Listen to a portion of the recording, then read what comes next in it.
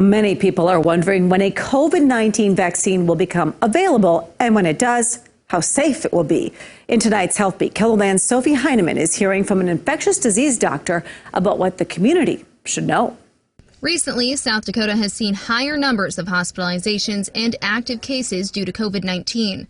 That has many wondering about a vaccine. This vaccine development is moving very quickly, and Sanford Health, like many other healthcare organizations and public health organizations, is watching it closely. It's almost every day there are new developments. So we're staying on top of planning in a very flexible and fast-moving environment. Sanford Health infectious disease physician Dr. Susan Hoover says vaccines must go through several stages of evaluation, beginning with cells and chemicals in the lab and eventually leading to human evaluations. There are several stages of trials in human beings, starting with small groups of usually healthy volunteers, looking carefully at its safety, any bad effects it might have, and then progressing to larger groups of people and seeing whether it actually prevents infection.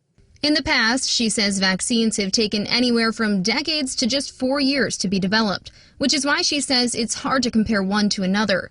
Now, with modern biomedical technology, she says vaccines have the potential to be developed faster. Modern technology, modern interest, and the world is wealthier than it was in the 1960s. There's a lot of resources available to try and develop vaccines faster without sacrificing safety. Of course, that would be the paramount concern. Even if a vaccine is approved or licensed, she says there won't be enough to cover everyone right away. But those on the front lines may be the first to get it. There's not been a firm declaration about who would be the first person or the first group of people to receive a vaccine. We can say that it's likely to be groups such as healthcare providers, people working with sick people, first responders, people who might be at risk of exposure to people who are sick and may not know that they're sick. Most importantly, though, she says it won't come out if it's not safe. With Health Beat, I'm Sophie Heineman.